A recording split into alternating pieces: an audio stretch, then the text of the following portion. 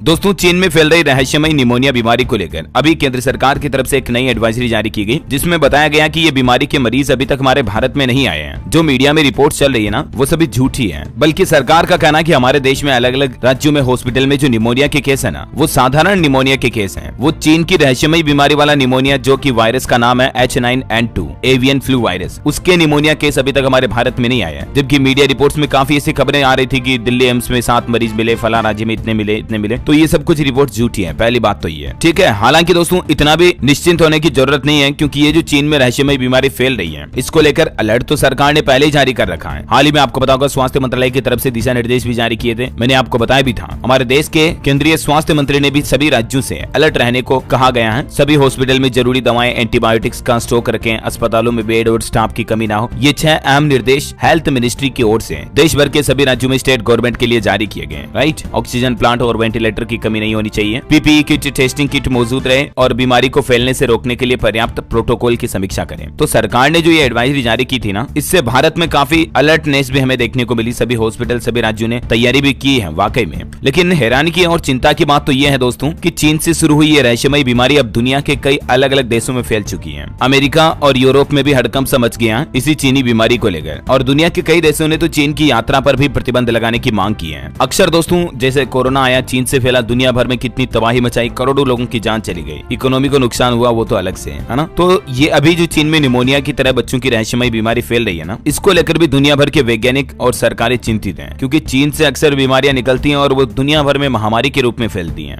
WHO यानी कि world health organisation की तरफ से भी हाल ही में चीन में अचानक बड़े संक्रामक H9N2 के मामलों पर नजर बनाए रखने और चिंता जताने का आश्वासन दिया। दुनिया भर के सभी देशों को इस संक्रमण की रोकथाम के लिए पर्याप्त तैयारियां करने का निर्देश भी जारी किया। ये देखिए जरा आप, चीन में फैली इस रहस्यमयी बीमारी पर WHO ने क्या गाइडलाइन जारी की। कहा कि समय पर बच्चों का टीकाकरण करवाएं, समय पर जरूरी टेस्ट करवाएं और मेडिकल हेल्प भी लें। बीमार लोगों से दूरी बनाकर रखें, सार्वजनिक जगहों पर मास्क लगाएं, बीमार होने पर आइसोलेट हो जाएं। यानी कि अगर आपको वाकई में खांसी, जुकाम, निमोनिया की तरह बीमारी हो रही है ना, तो समाज के एक अच्छे नागरिक होने के नाते आपकी भी ये जिम्मेदारी बनती है कि आप उस दरमियान घर में ही रहें, ताकि बाहर आपके गली मोहल्ले, शहर, गाँव में दूसरे लोगों को वो बीमारी ना फैले। और अपने हाथ समय पर धोए, हाथों को साफ रखें, सैनिटाइजर का इस्तेमाल करें। गाइडलाइन कुल मिलाकर के वही है, कोरोना वाली है, सावधान हमें रहने की जरूरत है बस। बाकी वाकई में चीन में तो हालात काफी खराब चल रहे हैं दोस्तों। कुछ एक्सपर्ट का तो ये भी कहना है कि इस रहस्यमयी बीमारी का प्रभाव कोरोना से भी घातक हो सकता है। दुनिया भर में बच्चों की आबादी तक कम हो सकती है। और जरा सोचिए, बच्चे किसी भी देश का भविष्य होते हैं। अगर बच्चे धड़ल्ले से धड़क मरने लगे तो कितना नुकसान होगा, किसी भी देश का भविष्य खराब हो जाएगा। क्योंकि देश की किसी भी इकोनॉमी में युवा और वृद्ध जितना सपोर्ट नहीं करते हैं, उतना जो जवान होते बच्चे हैं वो देश का भविष्य होते हैं। वो देश की जवानी होती है जो चढ़ रही होती है। और अगर वही बच्चे मारे जाए तो इससे बड़ी दुखद की बात कुछ नहीं होती है। प्लीज आप भी अपने बच्चों का ख्याल रखें। और इस बीमारी के कुछ लक्षण हैं, जैसे गले में खराबी होना, थकान महसूस होना, बुखार, खांसी जो सप्ताह महीनों तक बनी रहती है, सिर दर्द भी होता है। अगर इतने लंबे टाइम तक ये दिक्कतें आ रही हैं तो डॉक्टर से चेकअप करवाना बिल्कुल भी ना भूलें, ठीक है। और बाकी तो ईश्वर से हमारी यही प्रार्थना है कि ये महामारी ना बने और खत्म हो जाए यहीं से, तो बढ़िया है। आगे जो भी अपडेट आएंगे मैं आपको बताता रहूंगा। फिलहाल भारत में कोई केस नहीं आए, टेंशन ना लें, ओके। DLS न्यूज चैनल को सब्सक्राइब करके बेल आइकन जरूर दबाए रखिएगा, रोजाना ऐसी इन्फॉर्मेटिव जानकारियां देखते रहने के लिए। और बाकी इस वीडियो को लाइक भी कर दीजिए, शेयर भी कर देना। आप कौन से राज्य में रहते दोस्तों, कमेंट करके बताइए मुझे। जय हिंद, जय भारत, वंदे मातरम।